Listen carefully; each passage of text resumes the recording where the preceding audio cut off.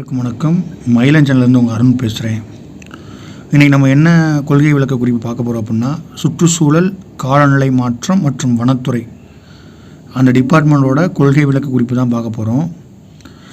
இந்த டிபார்ட்மெண்ட் எதுக்கு பார்க்குறோம் அப்படின்னா, இப்போ நம்ம குரூப் 1 குரூப் 2 மெயின்ஸை பொறுத்தளவுக்கு, அதாவது மெயின்ஸ் டிஸ்கிரிப்டிவ் பேப்பர் எல்லாத்துக்குமே என்ன ஆகும்னா, நமக்கு வந்து நிறைய அந்த சுற்றுச்சூழல் சம்மந்தமாக கண்டிப்பாக கொஸ்டின் இல்லாமல் இருக்கவே இருக்காது. அப்போ இது நம்ம என்ன பண்ணிக்கலாம், அந்த பாயிண்ட்டு வந்து ஏதாவது முக்கியமான பாயிண்ட் இருக்கும், அந்த மாதிரி பாயிண்ட் எல்லாத்தையுமே என்ன பண்ணிக்கலாம், இதில் நம்ம ஆட் பண்ணிக்கலாம். அந்த மெயின்ஸில் எழுதுறதுக்கு வந்து இந்த பாயிண்ட் யூஸ் பண்ணிக்கலாம். இந்த பாயிண்ட்டு தெரிஞ்சுக்கிட்டோம் அப்படின்னா நம்ம எக்ஸ்ட்ரா ஒரு மார்க் வாங்குறதுக்கு யூஸ் ஆகும். நீங்கள் ஜஸ்ட் ஒரு ரிவிஷன் பண்ணுங்கள். ரிவிஷன் பண்ணிவிட்டு நான் நடத்துறதை கொஞ்சம் கேளுங்க, ப்ளஸ் கூட வாசித்து பார்த்துருங்க. உங்களுக்கு நிறையா பாயிண்ட் கிடைக்கும். மெயின்ஸ் நம்ம எழுதவே நம்ம தடுமாற தேவையில்லை. இன்றைக்கி என்ன பார்க்க போகிறோம்னா, சுற்றுச்சூழல் மற்றும் காலநிலை மாற்றம் தொடர்பான கொள்கை விளக்க குறிப்பு பார்க்க போகிறோம். 2024-25 அப்போ கொள்கை விளக்க குறிப்பு வெளியிட்டப்பில் யார் இருந்தாருன்னா, மாண்புமிகு அமைச்சர் சிவவி மெய்யநாதன் அவங்க இருந்தாங்க. இப்போ யார் இருக்காங்கன்னா, இது முன்னாடி இருந்த உயர்கல்வித்துறை அமைச்சராக இருந்த திரு பொன்முடி அவர்கள் வந்து இப்போ வந்து வனத்துறை அமைச்சராக இருக்காங்க. ஓகேங்களா? இது ரொம்ப ஈஸியானது. மொத்தம் 12 டாபிக் தான். 12 டாபிக் கொடுத்துருக்காங்க. இதில் என்னென்ன இருக்குது, இதுனா என்ன அவளை மட்டும் பார்த்தா போதும், ரொம்பலாம் தேவையில்லை. ஒரு சில ஆப் ஈப்லாம் இருக்கும், அதை மட்டும் பார்த்துக்குருவோம். ஓகேங்களா? வாங்க கிளாஸ்க்குள்ளே போவோம். அடுத்து வந்து மாசுபாட்டு கட்டுப்பாட்டு வரையும் அடுத்து வனத்துறை இருக்கும். ஃபஸ்ட்டு இங்கே வந்துடுங்க. சுற்றுச்சூழல் காலநிலை மாற்றத்துறை. புறநானூரில் ஒரு பாட்டு இருக்குது. என்ன சொல்கிறது அப்படின்னா, என்ன சொல்லுது, மண்டினிந்த நிலனும் நிலநேந்திய விசும்பு தைவரு வழியும் வழி தலைய தீயும் தீமுரணிய நீரும் என்று அங்கு ஐம்பெரும் பூதத்தை இயற்கைவர். 5 வருஷம் 5 ஐம்பூதன்றது வந்து எப்படி வருது அப்படின்றத சொல்கிறாங்க. ஃபஸ்ட்டு மண்டினிந்த நிலமும், மண் இருக்க நிலமும், நிலமேந்திய வானம், நிலம் இருக்க விசும்புனா வானமும், விசும்பு தைவரு வழியும், விசும்பில் வர காற்றும், காற்றுல இருக்க தீயும், தீயிலிருந்து வர நீரும், இதெல்லாம் சேர்ந்தது தான் இயற்கை அப்படின்னு சொல்லிட்டு எந்த நூல் சொல்லுன்னா புறநானூறு சொல்லுது. அப்படின்னா 50 பற்றி சொல்கிற நூலில் வந்து புறநானூறு அப்படின்ற நல்லா பார்த்துக்கணும். புறநானூறு இது ஒரு பாயிண்ட், அவ்வளோதான் நமக்கு. அதான் போடுங்க. அணுச்செறிந்த நிலமும் அந்நிலத்தின் ஓங்கிய ஆகாயமும் அவ்வாகாயத்தை தழுவி வரும் காற்றும் அக்காற்றின் கண் தலைப்பட்ட தீயும் அத்தீயோடு மாறுபட்ட நீருமென ஐம்பெரும் புயங்களானது இயற்கை அப்படின்றது எந்த நூல் சொல்லுது? புறநானூறு சொல்லுது. நான் வச்சுக்கோங்க. இதெல்லாம் தேவையில்லை, இதெல்லாம் நீங்கள் ஆல்ரெடி படிச்சிருப்பீங்க.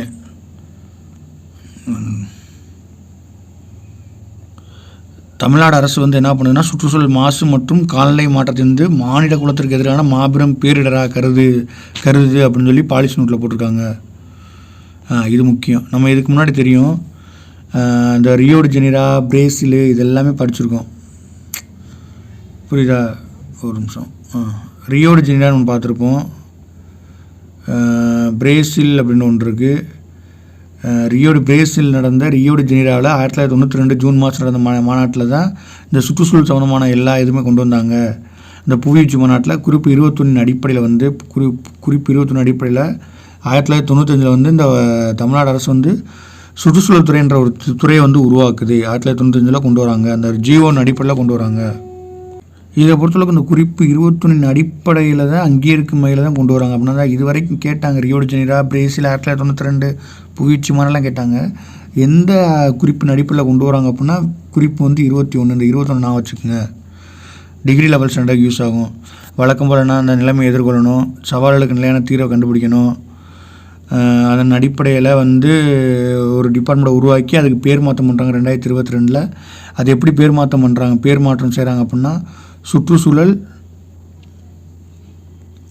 சுற்றுச்சூழல் காலநிலை மாற்றம் மற்றும் வனத்துறை அப்படின்னு சொல்லி பேர் மாற்றம் பண்ணுறாங்க. அவ்வளோ 2022 பேர் மாற்றம் பண்ணுறாங்க. 1995 வந்து தொலைநோக்குன்னு சொல்லி ஒரு ஹெட்டிங் கொடுத்துருக்காங்க.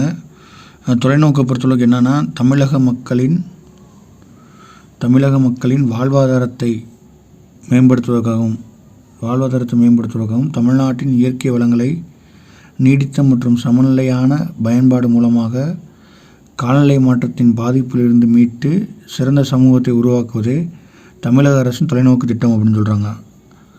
வாழ்வாதாரத்தை மேம்படுத்தணும், இயற்கை வளங்களை சரியாக பயன்படுத்தணும், அதை காலநிலை மாற்றத்துலேருந்து பாதுகாக்கணும், பாதிப்புலேருந்து மீட்டுட்டு சிறந்த சமுதாயத்தை உருவாக்கணும். அதான் தமிழ்நாட்டோட தொலைநோக்கு திட்டம் அப்படின்ற மாதிரி சொல்கிறாங்க. எல்லாம் இடர் தணிப்பு தவிர்ப்பு நடவடிக்கைகள் எல்லாம் நமக்கு தேவையில்லை, எக்ஸாம் பாயிண்ட் ஆஃப் வியூவில் வந்துடும்.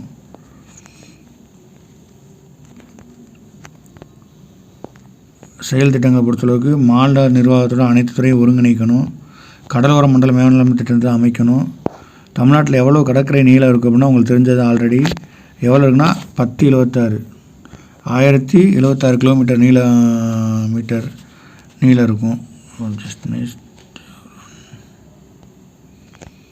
1076 மீட்டர் நீளம் கொண்ட தமிழ்நாடு கடற்கரை பாதுகாக்கணும் அப்படிலாம் கொடுத்துருக்காங்க.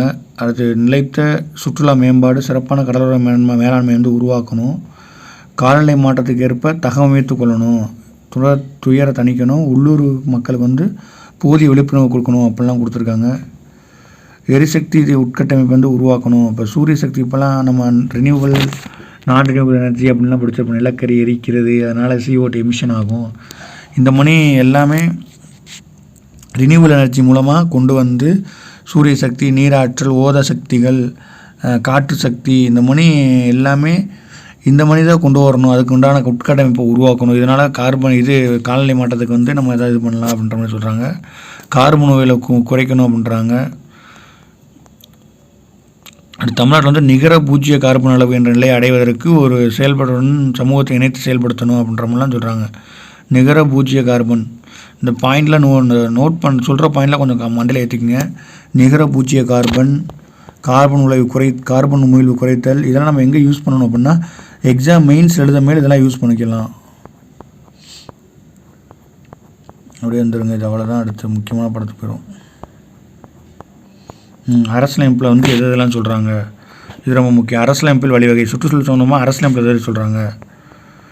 சுற்றுச்சூழலை பாதுகாத்து மேம்படுத்துவதோடு நாட்டின் காடுகள் மற்றும் வனவிலங்குகளை பாதுகாக்கவும் அரசு முயற்சிக்கும் அப்படின்னு சொல்லிட்டு மாண்புமிகு முன்னாள் பிரதமர் இந்திரா காந்தி அவர்களால் 42வது சட்ட திருத்தம் அமல்படுத்தப்பட்டு 48A அப்படின்ற ஒரு DPSFல, அதாவது அரசு வழிகாட்டு நெறிமுறை கோட்பாட்டில் வலியுறுத்துகிறாங்க 48A. அடுத்து 51AG அப்படின்ற 51A ஃபுல்லாமே கடமைகளை பற்றி சொல்கிறது. அதில் சுற்றுச்சூழலை பாதுகாக்கணும் அப்படின்னு சொல்லி ஒரு கடமை இருக்குது. அந்த கடமை என்னென்னா இயற்கை சூழலை பாதுகாத்து மேம்படுத்துவது இந்தியாவின் ஒவ்வொரு குடிமகனின் கடமையாகும் அப்படின்னு சொல்லிட்டு 51AG சொல்லுது. 51Aனா அடிப்படை கடமைகள், G for green environment, green நான் வச்சுக்கோங்க. அப்படின்னா இயற்கை சூழலை பாதுகாத்து மேம்படுத்துவது இந்தியாவின் ஒவ்வொரு குடிமகனின் கடமையாகும் அப்படின்னு சொல்கிறது 51AG. 48A என்னது அப்படின்னா வனவிலங்கையும் காடுகளையும் பார்க்கணும். எந்த அமெண்ட்மெண்ட்டும் 42வது திருத்தம். 51AG அப்படின்றது என்னென்னா இயற்கை சூழலை பாதுகாத்து மேம்படுத்துவது இந்தியாவின் ஒவ்வொரு குடிமகனின் கடமையாகும் அப்படின்னு சொல்லியிருக்காங்க. சுற்றுச்சூழல் பாதுகாப்பு சட்டம் 1986, இது நமக்கு தெரியும். எந்த வருஷம் மட்டும் பார்த்துக்குங்க, 1986. இந்த இதுதான் ரொம்ப முக்கியம். சுற்றுச்சூழல் தாக்க மதிப்பீட்டு அறிவிக்கைன்னு சொல்கிறாங்க 2006. என்விரான்மெண்ட் இம்பேக்ட் அசஸ்மெண்ட் அப்படின்னு சொல்லுவாங்க. இந்த என்விரான்மெண்ட் இம்பேக்ட் அசஸ்மெண்ட் 2006 எந்த வருஷம் கொண்டு வந்தாங்கன்னு சொல்லி கேட்கலாம். 2006. அதாவது சுற்றுச்சூழல், அதாவது ஒரு நம்ம திட்டம் கொண்டு வரோம் அப்படின்னா அது சுற்றுச்சூழல் பாதிப்பு இருக்கா இல்லையா அப்படின்ற ஃபஸ்ட்டு இந்த இதில் நம்ம இது பண்ணி தான் ஒப்புதல் பெற்ற பின்னாடி நம்ம அந்த ஸ்கீமை நம்ம கொண்டு வர முடியும். இந்த சுற்றுச்சூழல் பாதிப்புகளை கருத்தில் கொண்டு அத்திட்டங்களுக்கு கட்டுப்பாடுகள் மற்றும் தடைகளை விதிக்கும் நோக்கத்துடன் ஒன்றிய அரசால் நடைமுறைப்படுத்தப்பட்டுள்ளது அப்படின்றாங்க. பார்த்துங்க, என்விரான்மெண்டல் இம்பேக்ட் அசஸ்மெண்ட் EIA அப்படின்னு சொல்லுவாங்க. அடுத்து கடலோர ஒழுங்குமுறை மண்டல அறிவிக்கை, கடலோர ஒழுங்குமுறை மண்டல அறிவிக்கை நோட்டிஃபிகேஷன், அதாவது கடலோர ஒழுங்குமுறை மண்டல அறிவிக்கை. இது என்ன பண்ணும் அப்படின்னா மீனவர் சமுதாயமும் அந்த உள்ளூர் பகுதியில் இருக்கிறவங்களோட வாழ்வாதாரத்தை பாதுகாக்கிறத உறுதி செய்கிறதுக்காகவும் சுற்றுச்சூழல் பாதுகாப்பு சட்டம் 1986 அடிப்படையில் 1991 கொண்டு வராங்க. அதன் அடிப்படையில் கடல் மட்ட உயர்வு, இந்த இயற்கை இடர்பாடுகள் இதன் காரணமாக 2011 19 இதை திருத்தம் பண்ணுறாங்க, வெளியிடப்பட்டுள்ளது. அப்படின்னா என்னென்னா இந்த கடலோர ஒழுங்குமுறை மண்டல அறிவிக்கை அப்படின்னு சொல்லி கொஸ்டினில் கேட்டாங்க அப்படின்னா மீனவர் சமுதாயத்தையும் அந்த உள்ளூர் சமுதாயத்தையும் வாழ்வாதாரத்தை பாதுகாக்கிறதுக்காண்டி 1986 அடிப்படையில் 1991 கொண்டு வராங்க. 2 வருஷம் அமெண்ட் பண்ணுறாங்க, 2011 2019. எதுக்காண்டி அமெண்ட்மெண்ட் பண்ணுறாங்க அப்படின்னா அந்த கடல் மட்ட உயர்வை கருத்தில் கொண்டு, அந்த இயற்கை இடர்கள் மற்றும் கடல் மட்ட உயர்வை கருத்தில் கொண்டு அதுக்காண்டி அமெண்ட்மெண்ட் பண்ணுறாங்க. துறையின் புதிய முயற்சிகள் இலக்கு 13 இந்த நம்ம நிலைத்த எஸ்டிஜி சஸ்டைனபிள் டெவலப்மெண்ட் கோல் அப்படின்னு சொல்லுவோம். அந்த சஸ்டைனபிள் டெவலப்மெண்ட் கோல் மொத்தம் 17 கோல்ஸ் இருக்கும். அதில் 13வது கோல் என்னது அப்படின்னா இந்த இதுதான் சுற்றுச்சூழல் சம்மந்தமானது, காலநிலை மாற்றம் தொடர்பானது 13வது கோல். 14வது கோல் அப்படின்றது என்னது அப்படின்னா 14வது கோல் வந்து கடலை பற்றி சொல்கிறதுலாம், கடல் நீரில் சொல்கிறப்பெல்லாம் 14வது கோல். இந்த 13வது கோல் வந்து நல்லா பார்த்துங்க. எஸ்டிஜியோட 13வது கோல் இது 13 வந்து ரொம்ப ரொம்ப முக்கியம். எஸ்டிஜி என்விரான்மெண்டல், இது கிளைமேட் சேஞ்ச் சம்மந்தமாக, காலநிலை மாற்றம் சம்மந்தமாக தான் இந்த 13 கொண்டு வந்திருக்காங்க. 14 வந்து நீர் ஆதாரங்கள், நீர்வாழ் ஆதாரங்கள், அதை பற்றி சொல்கிறது அந்த 14 வந்து கடல் நீர்வாழ் பற்றி சொல்கிறது. இந்த எஸ்டிஜியோட 17ஐயும் படிச்சுக்கிறணும். ஏற்கனவே இப்போ குரூப் 2 வந்து கொஸ்டினில் கேட்டாங்க, எல்லாத்துக்கும் தெரியும். அதனால் ரொம்ப ரொம்ப முக்கியம். 13ல் 1 என்னென்னா காலநிலை மாற்றத்தால் ஏற்படும் தீங்குகள் மற்றும் இயற்கை பேரழிவுகளுக்கு எதிரான தகவமைப்பு திறனை வலுப்படுத்தலை காலநிலை செயல்திட்டம் வலியுறுத்துகிறது. 13.1 வந்து என்ன சொல்லுது அப்படின்னா ஒரு தகவமைப்பு திறன் இருக்கணும். அதாவது என்னென்ன தீங்கு ஏற்படுது, என்னென்ன இயற்கை பேரழிவு ஏற்படுது, அதுக்கு எப்படி நம்ம முன்னெச்சரிக்கை நடவடிக்கை இருக்கணும், அந்த மாதிரி ஒரு தகவமைப்பு திறன் வச்சுருக்கணும் அப்படின்ற 13.1 சொல்லுது. 13.2 என்ன சொல்லுதுன்னா காலநிலை மாறுபாடு தொடர்பான தேசிய கொள்கைகள், செயல் திட்டங்கள் மற்றும் திட்டமிடுதலை ஒருங்கிணைக்கணும், எல்லாத்தையும் ஒருங்கிணைக்கணும்னு சொல்லுது.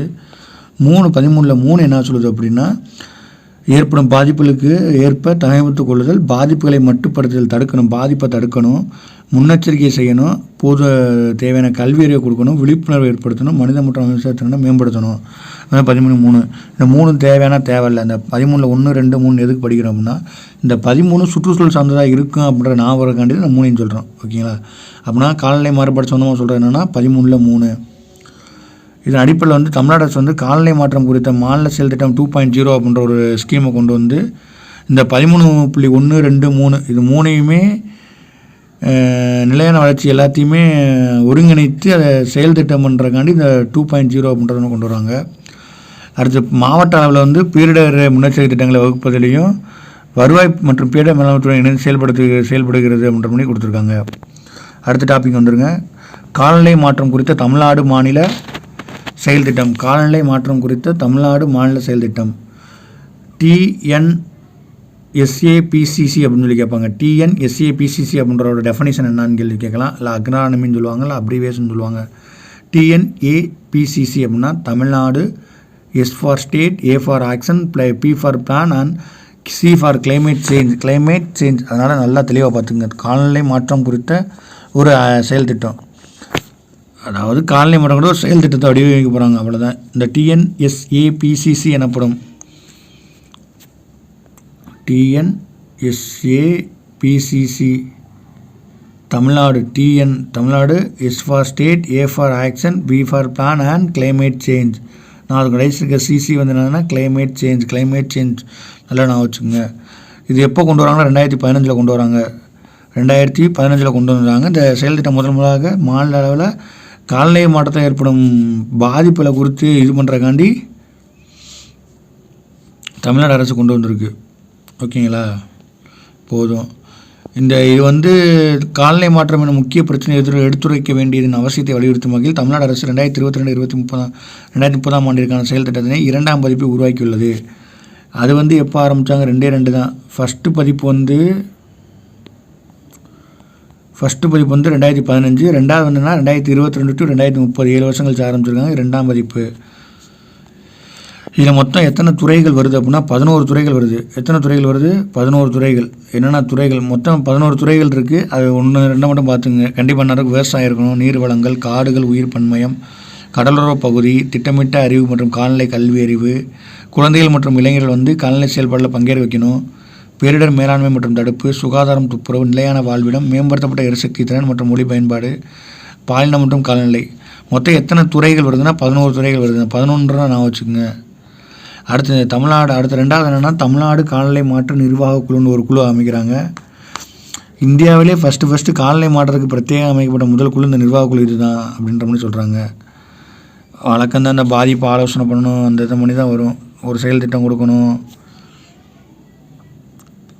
மாநில மாவட்ட அளவில் வந்து காலநிலை இயக்கங்களுக்கு தேவையான வழிகாட்டுதலை கொடுக்கணுன்ற மாதிரி சொல்கிறாங்க. இந்த அமைப்பை பார்த்துக்குங்க. இது தலைவர் யாருன்னா மாநிலத்தில் அளவில் தமிழ்நாடு முதலமைச்சர் இருப்பார், 26 உறுப்பினர் இருப்பாங்க.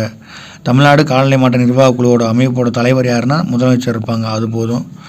இது அவர்கள் தலைமையில் வந்து 2023 நடந்திருக்கு. அடுத்து மினிஸ்டர் சம்மேளன தலைமையில் 2023, 24 5ஆம் மாதம் 2024, 3ஆம் மாதம் 2023 முதலமைச்சர் தலைமையில் நடந்திருக்கு. 9/6 2023, 22/5/2024 வந்து வனத்துறை அமைச்சர் தலைமையில் நடந்திருக்கு அப்படின்ற மாதிரி சொல்கிறாங்க. அடுத்து தமிழ்நாடு பசுமை காலநிலை நிறுவனம், தமிழ்நாடு TNGSன்னு சொல்லுவாங்க, Tamil Nadu green climate change institution சொல்லுவாங்க. இது என்ன பண்ணுன்னா, தமிழ்நாடு பசுமை காலநிலை நிறுவனம் என்ன பண்ணுன்னா, அந்த பாதிப்பு எல்லாத்தையும் குறைக்கிறதுக்காண்டி கொண்டு வரப்பட்டது தமிழ்நாடு பசுமை காலநிலை நிறுவனம். எது கீழே இருக்குது அப்படின்னா, சுற்றுச்சூழல் வனத்துறை அமைச்சத்துக்கு கீழே இருக்குது. இது என்ன பண்ணால், மாநிலம் முழுவதும் உள்ள காலநிலை சீர்குலைவால் கடுமையாக பாதிப்புகளாம் சமூகங்கள், நகர்ப்புற மற்றும் கிராமப்புற உட்கட்டமைப்பு மாற்றியமைப்பதன் மூலம் புதுமையான காலநிலை நிலைத்தன்மை கொண்ட தீர்வுகளை இந்நிறுவனம் முன்னெடுக்க முடியும். இப்போ சென்னையெல்லாம் மழை பெஞ்சு அதிகமாக பெஞ்சிச்சு அப்படின்னா ஓவர்ஃப்ளோவாகி தண்ணி வெள்ளம் வந்துடும். அதுக்காண்டி என்ன பண்ணோன்னா, மழைநீர் வடிகால்கள் அப்படின்ற ஒரு ஸ்கீமை கொண்டு வந்து இப்போ எல்லா பக்கமும் மழைநீர் வடிகால் கொண்டு வந்ததுனால இப்போ கொஞ்ச நாளாக மழை பெஞ்சதில் வந்து தண்ணி வந்து அவ்வளோவா நிற்கலை, அதனால் போயிடுச்சு அப்படின்ற மாதிரி சொல்கிறாங்க. அதான் அந்த உட்கட்டமைப்பு இன்ஃப்ராஸ்ட்ரக்சரை வந்து மாற்றி அமைக்கணும் அப்படின்னு சொல்கிறாங்க.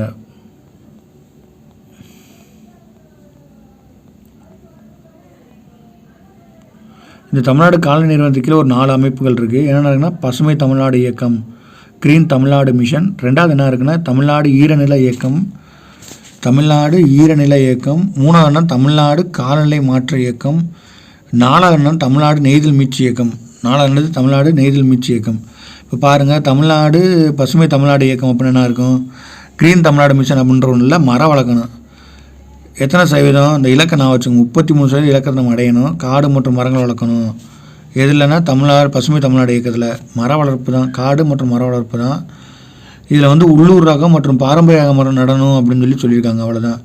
தமிழ்நாடு ஈரநில இயக்கம்ன்ற வந்து அந்த ஈரநிலம் சொல்லுவாங்க, வெட்லேண்ட் சொல்கிற ஈரநிலத்தை பாதுகாக்கிறக்காண்டி கொண்டு வரப்படுறது தமிழ்நாடு ஈரநில இயக்கம். இப்போ இது என்ன பண்ணுறாங்கன்னா, அந்த எங்கெங்கெல்லாம் ஈரநிலம் இருக்கோ அதெல்லாம் ஒரு கண்டுபிடிச்சி அதுக்கு ஒரு வரைபடம் பண்ணி தயாரித்து அதெல்லாம் பாதுகாத்து வராங்க. இப்போ ரீசெண்டாக எவ்வளோ தயாரிச்சிருக்காங்க அப்படின்னா, ஒரு 100 ஈரநிலங்களை கண்டறிந்து படம் போட்டிருக்காங்க. அவ்வளோதான். அது தமிழ்நாடு நெய்தல் மீட்சி இயக்கம். நெய்தல் அந்த குறிஞ்சி முல்லை மருதம் நெய்தல்னு படிச்சிருப்போம். குறிஞ்சினா மலை சார்ந்த இடம், குறிஞ்சி முல்லைனா காடு, மருதம்னா வயல், நெய்தல்னா கடலும் கடல் சார்ந்த இடமும், அடுத்து வந்து பாலை அப்படின்ற என்னது மணல் சார்ந்த இடம்லாம் படிச்சிருக்கோம். அதன் அடிப்படை நெய்தல் அப்படின்றது வந்து கடல் சார் அதிலே இருக்கும். நெய்தல் அப்படின்னா கடல்சார் வளங்களை நிலைத்த பயன்பாட்டையும் அதோட பொருளாதாரத்தை கடல்சார் வளத்தோட பயன்படுத்தணும். அங்கே உள்கட்டமைப்பை மேம்படுத்தணும், அந்த உள்ளூர் வாழ்வாதாரத்தை மேம்படுத்தணும், பொருளாதாரத்தை மேம்படுத்தணும், அவங்களுக்கு பசுமையான எதிர்காலத்தை கொண்டு வரதுக்கான தமிழ்நாடு நெய்தல் மீட்சி இயக்கம். தமிழ்நாடு நெய்தல் மீட்சி இயக்கம் அப்படின்றதுக்குன்னா கடல்சார் உயிர்ப்புண்மை பயன்பாடு, கடலோர பாதுகாப்பு வாழ்வாதார மேம்பாடு, மாசுகடவு திட்ட மேலாண்மை இதெல்லாம் பற்றி சொல்கிறது இல்லையா அந்த கடலோர நெய்தல் மீட்சி இயக்கம். இதை மட்டும் பார்த்துங்க. தமிழ்நாடு நெய்தல் மீட்சி இயக்கம் அப்படின்னா, நெய்தல்னா கடல் அப்படின்னா கடல் சம்மந்தமான எல்லாத்தையுமே இது வந்துக்கிறோம். கடல்சார் வளங்கள் நிலைத்த பயன்பாடு, மீள்திரை பல்முனை அணுகுமுறை, கடல்சார் பொருளாதாரத்தை மேம்படுத்துவது, உள்ளூர் வாழ்வாதார மேம்பாட்டையும் பசுமையான எதிர்காலத்திற்கும் தேவையான திறன்களை மேம்படுத்துவதை இத்திட்டம் கொண்டு உள்ளது அப்படின்னு சொல்கிறாங்க. அடுத்து தமிழ்நாடு காலநிலை மாற்ற இயக்கம். இது என்ன ஒன்றுமில்லை. தமிழ்நாடு காலநிலை மாற்ற இயக்கம் என்ன பண்ணோம்னா, பாதிப்பை எதிர்த்து போராடி பாதிப்பை தணிக்கும். அவ்வளோதான். கடலோர மாவட்டத்தில் கொண்டு வர போகிறாங்க. மொத்தம் எத்தனை கடலோர மாவட்டங்கள்னா 14 கடலோர மாவட்டங்கள் இருக்குது. தமிழ்நாட்டில் உள்ள கடலோர மாவட்ட எண்ணிக்கை 14. டிஸ்ட்ரிக்ட் 2021 பிரிக்கிறதுக்கு முன்னாடி 13 இருந்துச்சு. அப்போ காஞ்சிபுரம் இருந்துச்சு. அப்போ காஞ்சிபுரம் வந்து இப்போ காஞ்சிபுரத்தையும் செங்கல்பட்டு 2ஆக பிரித்தனால என்ன ஆகுது அப்படின்னா, செங்கல்பட்டு கடலோர மாவட்டம் ஆயிடுச்சு. காஞ்சிபுரம் வந்து கடலோர மாவட்டம் இல்லை. பொருந்தாது கேட்கலாம். எதெல்லாம் கடலோர மாவட்டங்கள் இல்லை அப்படின்றத பொருந்தாது கேட்கலாம். அதுக்காண்டி நம்ம இந்த டாபிக் சொல்கிறோம். அடுத்து வந்து அப்படின்னா 13 தான் இருக்கும். 14 நாகப்பட்டினம் மயிலாடுதுறை பிரித்த மேலே நாகப்பட்டினமும் கடலோர மாவட்டம் வந்துருச்சு. மயிலாடுதுறை கடலோர மாவட்டம் வந்ததுனால மொத்தம் 14 மாவட்டங்கள் இருக்குது. அதனால் என்னென்ன கடலோர மாவட்டங்கள் இந்த ரீஜனில் இருக்கும், என்னென்ன இருக்குது அப்படின்றத நல்லா பார்த்துக்குங்க. தமிழ்நாடு மேப்பை போட்டு என்னென்ன மாவட்டங்கள் இருக்குன்ற படத்தை வச்சு பார்த்துக்கிட்டிங்கன்னா ஈஸியாகிடும். அப்படின்னா எத்தனை இருக்குன்னா 14 இருக்குது.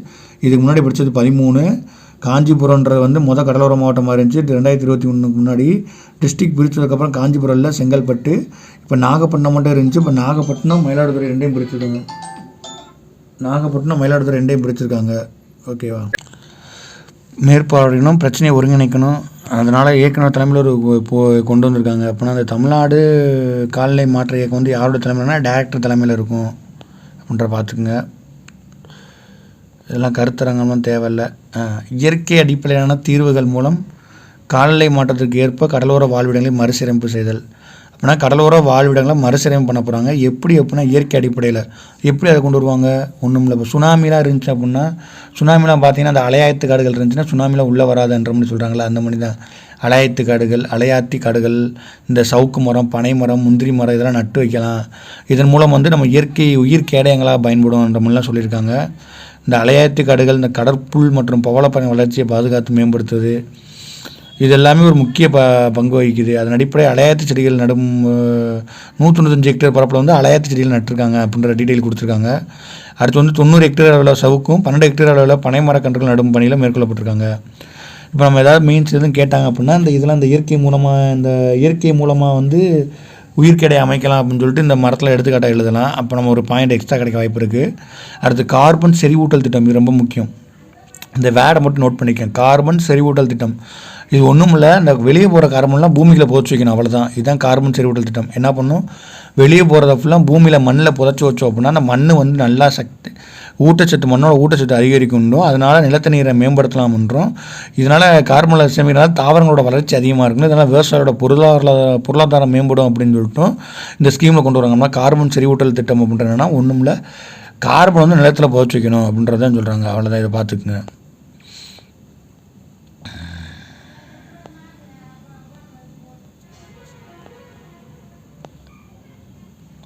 காலநிலை கல்வி அறிவு, கிளைமேட் சேஞ்ச் சம்மந்தமான எஜுகேஷன் வந்து எல்லாத்துக்கும் தெரியணும், அதை கொண்டு வந்துட்டு விழிப்புணர்வு எல்லாத்துக்கும் ஏற்படுத்தணும் அப்படின்றது அந்த காலநிலை கல்வி அறிவு. வேறு எதுவும் முக்கியமான இல்லை. இது சொன்ன மாண்புமிகு சட்டமன்ற உறுப்பினர்களுக்கெல்லாம் ஒரு பயிற்சி பட்டறை நடத்தியிருக்காங்க 2023. விளையாட்டு சாதனங்கள் மூலம் வந்து காலநிலை மாற்றம் குறித்த கற்றல் முறைகளை வடிவமைச்சிருக்காங்க. பொதுமக்கள் மத்தியில் வந்து காலநிலை கல்வியை மேம்படுத்த சமூக வலைதள பதாயெல்லாம் எல்லாமே வச்சுருக்காங்க. இந்த மாதிரிலாம் கிளைமேட் சேஞ்ச் ஆகுது அப்படின்னு சொல்லிட்டு. அடுத்து நடுநிலைப் பள்ளி மாணவர்களுக்கு கல்வியை கொடுத்த பாடத்தொழி உருவாக்கியிருக்கு அப்படின்ற மாதிரி சொல்கிறாங்க. அடுத்து இந்த தமிழ்நாடு காலநிலை உச்சி மாநாடு ரெண்டு நடந்திருக்கும். எந்த வருஷம் மட்டும் பார்த்துங்க போதும். தமிழ்நாடு காலநிலை உச்சிநிலை மாநாடு வந்து 2022 1.01 நடந்திருக்கு 2022. அடுத்து 2.0 வந்து 2024 நடந்திருக்கு.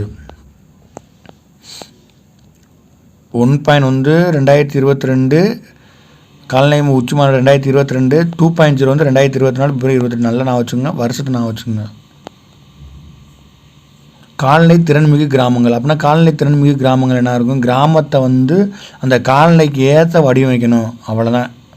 எதுவும் கேட்டாங்கன்னா நீங்கள் இந்த மாதிரி எக்ஸாம் பாயிண்ட் ஆஃப் வியூவில் இந்த மாதிரி பாயிண்ட்லாம் நோட் பண்ணிங்க. காலநிலை திறன்மிகு கிராமங்கள் அப்படின்ற நீங்கள் ஹெட்டிங் போட்டால் உங்களுக்கு மார்க் கிடச்சிடும். நீங்கள் அதை வச்சு எழுதிடலாம். இதுதான் கீவேர்டு, இதை மட்டும் பார்த்துக்கிட்டிங்கன்னா போதும்.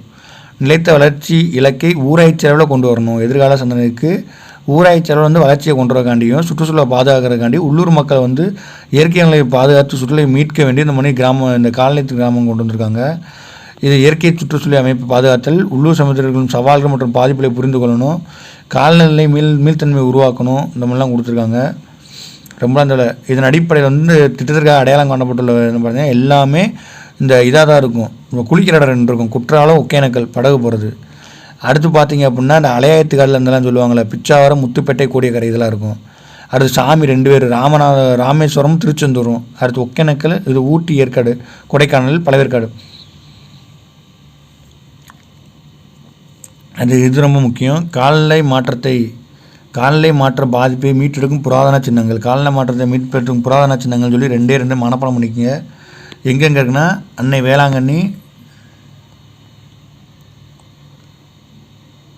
வேளாங்கண்ணி ஆலயம் மற்றும் நாகப்பட்டினம் மற்றும் மீனாட்சி அம்மன் ஆலயம், மதுரை. இந்த 2மே என்னவா சொல்லியிருக்காங்க அப்படின்னா காலநிலை மாற்றத்தை மீட்டெடுக்கும் பசுமை புராதன சின்னங்கள் அப்படின்னு சொல்லி இந்த 2ஐயும் சொல்லியிருக்காங்க.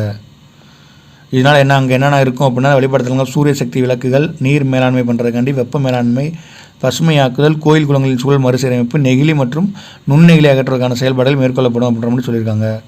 அடுத்து மாவட்ட அளவிலான காலநிலை மாற்ற இயக்கம். ஃபஸ்ட்டு வந்து மாவட்ட அளவிலே, இந்தியாவிலேயே தமிழ்நாடு தான் மாவட்ட அளவிலே கொண்டு வந்திருக்காங்க. தலைவரான மாவட்ட ஆட்சித்தலைவர். இதெல்லாம் இதுக்கு சொல்கிறேன் அப்படின்னா தமிழ்நாடு அட்மினிஸ்ட்ரேஷனில் மாவட்ட ஆட்சியர் பங்கு இருக்கும். அப்போ அந்த மாவட்ட ஆட்சியர் பங்கில் வந்து இதெல்லாம் இருக்குது. நீங்கள் புக்கில் இதெல்லாம் போட்டிருக்க மாட்டாங்க. இல்லை கரண்ட் டேட்டா. இந்த மாவட்ட காலநிலை மாற்றத்தில் யாருன்னா மாவட்ட ஆட்சித்தலைவர். இதோட அலுவலர் யார் அப்படின்னா வன அலுவலர் தான் இந்த காலநிலையோட அலுவலராக செயல்படுறாரு. 2 மட்டும் பார்த்துக்குங்க போதும். TNGCC அப்படின்னா தமிழ்நாடு க்ரீன் கிளைமேட் சேஞ்ச் அப்படின்னு சொல்லி நான் பார்த்துங்க. அதே தான் வரும், மிச்சம் எதுவும் இல்லை, ரொம்பலாம் இருக்காது. அந்த ஸ்டேட் லெவலில் என்ன பார்த்தோமோ டிஸ்ட்ரிக்ட் லெவலில் வரும். நீங்கள் ஒரு இடம் வாசிட்டிங்கன்னா ஈஸியாக இருக்கும். அடுத்து மாவட்டங்களை கார்பன் சமநிலை மையங்களாக மாற்றுதல். ஏற்கனவே பார்த்தோம் இந்த பூஜ்ஜிய கார்பன் செறிவூட்டல் திட்டம். இந்த கார்பன் தான் பூமி வெப்பமயமாகிறதுக்கும் கடல் வெப்பமயமாகிறதுலும் பனிக்கட்டி உருகுறனாலையும் கிளைமேட் சேஞ்ச் ஆகிறதுக்கு முக்கியமான பங்கு வந்து CO2 அந்த கார்பன் எமிஷன் தான். அதனால் இதை ஃபுல்லாக நம்ம குறைச்சினாலே நம்ம பெரும்பாலும் அதை குறைச்சிடலாம் அப்படின்றக்காண்டி தான் இந்த கார்பன் வந்துக்கிட்டே இருக்குது. இந்த மாவட்டங்களை கார்பன் சமநிலை மையங்களாக மாற்றுறது வந்து ஒரு 4 டிஸ்ட்ரிக்ட் ரொம்ப முக்கியமாக கொடுத்துருக்காங்க. 4 நல்லா பார்த்துங்க. ராரான் 2 வரும், கோன் 1 வரும், நீலகிரி 1. ராஜபாளையம், ராமேஸ்வரம், நீலகிரி, கோயம்புத்தூர். ராஜபாளையம், ராமேஸ்வரம், நீலகிரி, கோயம்புத்தூர். 2 மலையில் சமப்படுத்துகிறாங்க. ராமேஸ்வரம் 1 கடலில், 1 சமவெளியில். ராஜபாளையம் வந்து சமவெளியில் வந்து கார்பன் சமநிலை மையங்களாக மாற்ற தேர்ந்தெடுத்துக்கொள்ளும். அப்படின்னா எப்படி கேட்கலாம்னா, கார்பன் சமநிலை மையங்களாக தேர்ந்தெடுக்கப்பட்டுள்ள மாவட்டங்களில் பொருந்தாதுன்னு கேட்கலாம். ராஜபாளையம், ராமேஸ்வரம், நீலகிரி, கோயம்புத்தூர் இந்த 4ல் ஏதாவது ஒன்று விட்டுட்டு கேட்கலாம். பொருந்தாதுன்னு கேட்கலாம், நான் வச்சுக்கோங்க. அடுத்து கடலோர மண்டல மேலாண்மை 1026 கிலோமீட்டருக்கு. மொத்த இந்தியாவோட பரப்பில் வந்து பயணம் செய்ததற்கு மொத்தம் எத்தனை மாவட்டம் இருக்குன்னா, தமிழ்நாட்டில் 13 மாவட்டங்கள் இருக்குது. பார்த்துக்குங்க. இதை பற்றி சொல்கிற SDG என்னென்னா 14 கோல். சுற்றுச்சூழல் மற்றும் கால்நடை மாற்றத்துறை கடல் மற்றும் கடலோர சூழல் அமைப்புகளை நிலைத்த முறையில் பாதுகாத்தல் மற்றும் மேலாண்மை செய்ய முக்கியத்துவம் அளிக்கவும் நிலைத்த வளர்ச்சி இலக்கு 14 நீருக்கடியிலான வாழ்க்கை என்பதை அடைய உறுதி பூண்டுள்ளது. அப்படின்னா 14 அப்படின்றது வந்து கடலை பற்றி சொல்கிறது, 13 கால்நடை மாற்றத்தை பற்றி சொல்கிறது. அடுத்து ஜாகிரபிக்கல் இன்ஃபர்மேஷன் சிஸ்டம் யார் ஃபண்டு கொடுக்குறாங்கன்ற பார்த்துங்க. வேர்ல்டு பேங்க் வந்து ஃபண்டு கொடுக்குது. எதுக்குன்னா இப்போ 2011 சுனாமி வந்துச்சு, 2006 சம்திங் 4 சம்திங்கில் சுனாமி வந்துச்சு. சரி, இதன் அடிப்படையில் வந்து எல்லா பக்கமும் சீரமைக்கணும் அப்படின்றக்காண்டி ஒரு புவியியல் தகவமைப்பு வேணும் அப்படின்னு சொல்லிட்டு 2011 வந்து உருவாக்குறாங்க. ஃபண்டு கொடுக்குற யாருன்னா உலக வங்கி. எந்த திட்டத்தின் கீழே உருவாக்குறாங்க அப்படின்னா அவசர கால சுனாமி மறுசீரமைப்பு திட்டத்தின் கீழே கொண்டு வராங்க. எந்த வருஷம்னா 2011. வழக்கம் போல் உயரலை கோட்டினை வரையறுத்தல், கடலோர மண்டல மேலாண்மை திட்டம் தயாரித்தல், கடலோர பாதிப்பு வரைபடம் தயாரித்தல், இதாக இருக்கும். திட்டங்களுக்கு அனுமதி வழங்குற எல்லாமே இதாக வரும். அடுத்து கடலோர மண்டல மேலாண்மை திட்டம் கோஸ்டல் ஜோன் மேனேஜ்மெண்ட் பிளான். சுற்றுச்சூழல் பாதுகாப்பு சட்டம் 1986 அடிப்படையில் அறிவிக்க 2011 அடிப்படையில் வந்து இதை கொண்டு வராங்க. 2011 ஏற்கனவே பார்த்தோம். 1995, 2011, 2019 பார்த்தோம்ல, 2020 பார்த்தோம்ல. அதான் இதன் அடிப்படையில் 5 மண்டலங்களாக பிரிக்கிறாங்க. எத்தனை மண்டலமாக பிரிக்கிறாங்கிற பார்த்துங்க. கடலோர மண்டல மேலாண்மை திட்டத்தின் அடிப்படையில் 2011 அறிக்கையின் அடிப்படையில் எத்தனை மண்டலம் வருதுன்னா 5 மண்டலம். 1, 2, 3, 4. 1 வந்து சூழல் முக்கியத்துவம் வாய்ந்தது, 2 வளர்ச்சியடைந்த பகுதி, 3 வந்து ஊரக பகுதி, 4 வந்து கடல்நீர் பகுதியில் உயரலை கோட்டிலிருந்து நாட்டின் கடல்நிலை பகுதிக்கு இடைப்பட்ட கடல் பகுதி மற்றும் மலை தாக்கம் நீர்நிலை பகுதி. ஒழுங்குமுறை மண்டலம் சிறப்பு கவனம் செலுத்தி பாதுகாக்கப்பட வேண்டிய குறுகிய கடல் சூழல் பகுதிகள். எத்தனை மண்டலம்னா 5 படிச்சுக்குங்க. அங்கே நீங்கள் மெயின்ஸ் படிச்சிங்கன்னா இந்த இதில் நான் வந்துச்சுன்னா எழுதுங்க போதும். அப்புறம் எனக்கு எக்ஸ்ட்ரா மார்க் வர வாய்ப்பு இருக்கும்.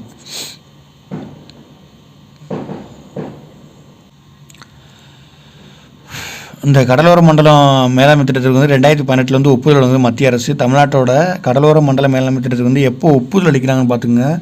இதெல்லாம் வர வாய்ப்பு இருக்குது. ஏன்னா கவர்மெண்ட் இன்ஸ்டியூஷன் சொல்லி நமக்கு ஒரு தமிழ்நாடு கவர்மெண்ட் இன்ஸ்டியூஷன் சொல்லி நமக்கு ஒரு சிலபஸ் இருக்கனால தமிழ்நாடு கடலோர மண்டலம் வந்து 2018 வந்து மத்திய அரசு கொடுக்குது.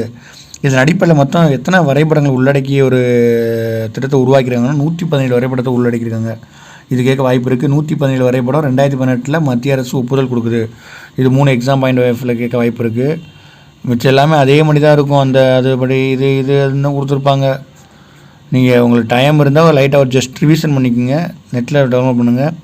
உங்களை நான் எப்படி டவுன்லோட் பண்ணுறேன்னு சொல்லித்தரேன். அடுத்த வீடியோவில் எல்லாமே சொல்கிறேன் உங்களுக்கு தெளிவாக. அடுத்து மாவட்ட கடலோர மண்டல மேலாண்மை குழுமங்கள் மொத்தம் எத்தனை மாவட்டம்னா 14 இருக்குது. அந்த 14 அமைச்சிருக்காங்க. அவ்வளோதான். இந்த environment impact assessment authority of Tamil Nadu மாநில அளவிலான சுற்றுச்சூழல் தாக்க மதிப்பீட்டு ஆணையம். நம்ம அங்கே என்ன பார்த்தோம், என்விரான்மெண்ட் இம்பேக்ட் அசஸ்மெண்ட் சொல்லி பார்த்தோமா. அந்த இம்பேக்ட் அசஸ்மெண்ட் வந்து 2006 கொண்டு வந்து சென்ட்ரல் கவர்மெண்ட்டோடது. இப்போ என்னென்னா நாங்கள் மாநில அளவில் ஒன்று கொண்டு வரோம்னு சொல்லிட்டு ஒரு கமிஷன் கொண்டு வராங்க.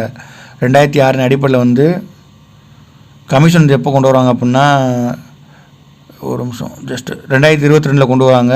2022 கொண்டு வராங்க. நான் வச்சுக்கோங்க 2022 கொண்டு வராங்க. அது மட்டும் நான் வச்சுக்கோங்க. 2022 வந்து கமிஷன் கொண்டு வராங்க. ஓகேவா? அடுத்து பாருங்கள், இந்த பரிவியேஸ் அப்படின்ற ஒரு சென்ட்ரல் கவர்மெண்ட் இணையதளத்தை பயன்படுத்தி இந்த சுற்றுச்சூழல் சம்மந்தமான எல்லா அனுமதியும் இதில் தான் நம்ம பெற முடியும். அந்த பரிவேஸ் அப்படின்ற நீங்கள் பாயிண்ட்டை கொடுக்கலாம், கீ பாயிண்ட் வாங்க கொடுக்கலாம். பரிவேஸ் அப்படின்றது சுற்றுச்சூழல் தொடர்பான இணையதளம் அப்படின்றது கொடுத்து அந்த அனுமதிக்கான விண்ணப்பிக்கிறது, சுற்றுச்சூழல் அனுமதிக்கான விண்ணப்பிக்கவும் விண்ணப்பங்கள் நிலை எளிதாக அறிந்து கொள்வதற்காண்டியும் அனுமதி வழங்கவும் ஒன்றிய அரசின் சுற்றுச்சூழல் வனம் மற்றும் காலமாற்ற அமைச்சகத்தால் உருவாக்கப்பட்ட பரிவேஸ் அப்படின்ற இணையதளத்தை பயன்படுத்தி வருகிறது அப்படின்னு சொல்லியிருக்காங்க. அவ்வளோதான். தமிழ்நாடு சுற்றுச்சூழல் மேலாண்மை முகமை, environment management agency of Tamil Nadu. இது தமிழ்நாடு சுற்றுச்சூழல் மேலாண்மை முகமை எப்போ கொண்டு வந்திருக்காங்க? 2002. அவ்வளோதான், 2002 கொண்டு வந்திருக்காங்க. நான் வச்சுங்க. Environmental management agency of Tamil Nadu எப்போ கொண்டு வந்திருக்காங்க? 2002. இன்ஸ்டியூஷன், கவர்மெண்ட் இன்ஸ்டியூஷன் சிலபஸ் இருக்குது, அதனால் அதை பார்த்துங்க. தமிழ்நாடு கவர்மெண்ட் இன்ஸ்டியூஷன் இருக்குது, அதனால் அதை பார்த்துக்குங்க. அடுத்து இந்தியாவில் தமிழ்நாடு தான் 1998ஆம் ஆண்டு முதல் சூழல் மன்றங்கள், என்விரான்மெண்டல் அந்த குரூப்னு சொல்லுவாங்க, சூழல் மன்றம் மற்றும் தேசிய பசுமை படை இதெல்லாமே 2002 கொண்டு வந்திருக்காங்க. ஏற்கனவே 2002 பார்த்தோம். என்ன பார்த்தோம்? 2002. தமிழ்நாடு சுற்றுச்சூழல் மேலாண்மை முகமை தமிழ்நாடு அரசு 2002ஆம் ஆண்டு உருவாக்கப்பட்டது. அதன் அடிப்படையில் இந்த பசுமை படை 1998 உருவாக்கிறாங்க. இந்த 2002 இந்தியா முழுவதுக்கும் சூழல் மன்றம் கொண்டு போயிருக்காங்க. ஃபஸ்ட் நம்ம 98 கொண்டு வந்துட்டோம். 4 வருஷம் கழிச்சு நல்லா செயல்படுது அப்படின்னு சொல்லிட்டு இதை கொண்டு வந்திருக்காங்க. இந்தியா நல்லா தெளிவாக பார்த்துக்குங்க.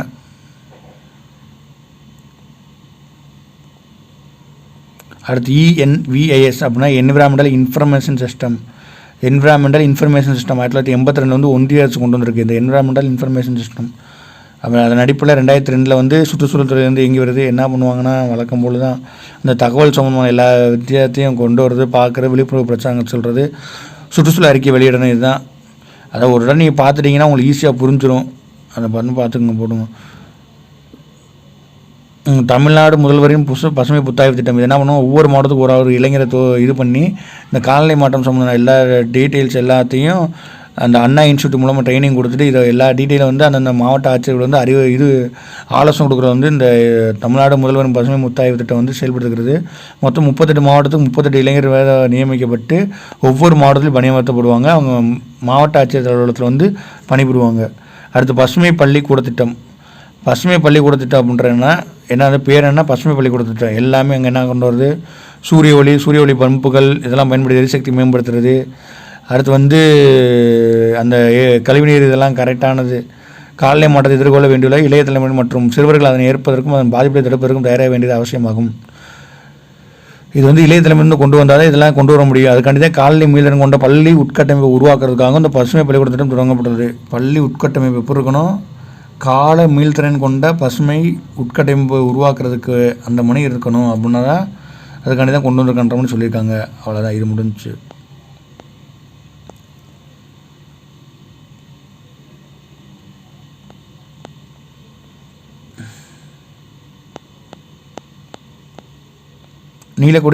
நீலக்குடி சான்றளிப்பு திட்டம், ப்ளூ ஃப்ளாக் சர்டிஃபிகேட் ப்ரோக்ராம். இது ஒன்றும் இல்லை, சுற்றுலாவுக்காண்டியும் அந்த கடலோர நிர்வாகத்துக்காண்டியும் ஒன்றிய அரசாக வழங்கப்படும் ஒரு சர்டிஃபிகேட் தான் இந்த நீலக்குடி கடற்கரை சான்றளிப்பு திட்டம். அந்த பீமாஸ் அப்படின்னு சொல்லுவாங்க, beach environmental and aesthetic management system. அதுதான் பீமஸ் அப்படின்ற நான் வச்சுக்கோங்க. பீமஸ் அப்படின்றதுனா beach environment and aesthetic management system. நிலையான சுற்றுலா மற்றும் ஆரோக்கியமான கடலோர நிர்வாகத்தை திட்டமிடவும் மேம்படுத்தவும் ஒன்றிய அரசின் சுற்றுலா வனம் கொண்டு வந்திருக்காங்க அப்படின்ற பார்த்துக்கோங்க. National mission on strategic knowledge climate change. National missions on climate change அப்படின்ற ஒன்று இருக்கும். அடுத்து கோழிக்கமுது அப்படின்ற யானைகள் முகாமை கொடுத்துருக்காங்க. இந்த கோழிக்கமுது அப்படின்ற என்னென்னா யானைகள் முகாம். இது கேட்கலாம், இந்த கோழிக்கமுது அப்படின்ற எது தொடர்புடையது அப்படின்னு சொல்லிங்கன்னா யானைகள் முகாம். இது என்ன பண்ணியிருக்காங்கன்னா ஃபுல்லாமே ரினியூவல் எனர்ஜி எரிசக்தியோட மின்மயமாக்கியிருக்காங்க. Electrifying elephant camp at Kozhikamuthi, Top Slip through decentralised energy renewable solution கொடுத்துருக்காங்க. இதனால் CO2 எமிஷன் குறையுதுன்ற மாதிரி கொடுத்துருக்காங்க.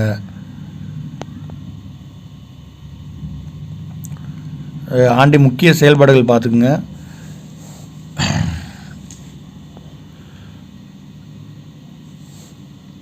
இந்த மாநாடு 2022-24 பார்த்தோம். 1.2 2.0 இது இந்தியாவிலே முதன்மைலாம் வழங்குது அப்படின்ற மாதிரி சொல்லியிருக்காங்க செயல்பாடுகளை. 71 பள்ளிகள் பசுமை பள்ளிகளாக மாநிலமும் தேர்ந்தெடுத்துட்டு அதில் என்னென்னா எரிசக்தி மூலம் ஈடு செய்தல், மழைநீர் சேகரிப்பு, உரம் தயாரித்தல், காய்கறி தோட்டம், மூலிகை தோட்டம் உருவாக்குதல், பல மரங்கள் நடுதல், பிளாஸ்டிக் இல்லா சூழலை உருவாக்குதல், அதுக்காண்டி ஒரு பள்ளி ஒன்றுக்கு 20 லட்ச ரூபா நிதி ஒதுக்கீடு பண்ணியிருக்காங்க. ஐக்கிய நாடுகள் சுற்றுச்சூழல் திட்டத்தின் டைட் அண்ட் பிளாஸ்டிக் சவாலின் கீழ் டைடு டர்னர் பிளாஸ்டிக் சேலஞ்ச், அது யாரோட? ஐநாவோடது. மாணவர்கள் மற்றும் தன்னார்வலை கொண்டு விழிப்புணர்வு ஏற்படுத்தும் முயற்சியில் தமிழகத்துக்கு பசுமை துறையின் பங்களிப்பானது. சர்வதேச மன்றத்தில் விருதுகள் மற்றும் பாராட்டுகளும் கொடுத்துருக்காங்க.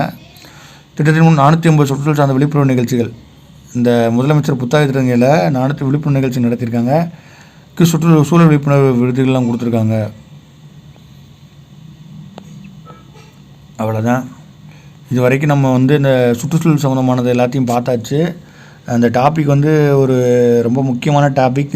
இது ரொம்ப எதுக்கு யூஸ் ஆகும் அப்படின்னா, குரூப் 2A காட்டிலும் குரூப் 2க்கு ரொம்ப யூஸ் ஆகும். ஏதாவது மெயின்ஸில் பாயிண்ட் எதுவும் கேட்டாங்கன்னா நம்ம உள்ளே சொருகிறதுக்கு ரொம்ப ஈஸியாக இருக்கும்.